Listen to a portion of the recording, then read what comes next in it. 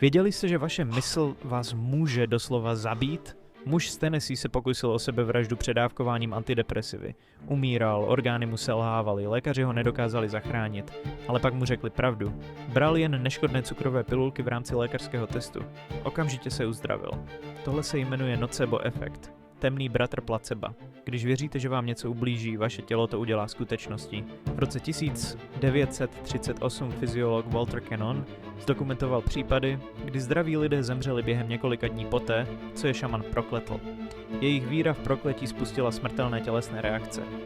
Moderní medicína to potvrzuje. Pacienti s rakovinou často umírají přesně podle prognózy, i když byla špatná.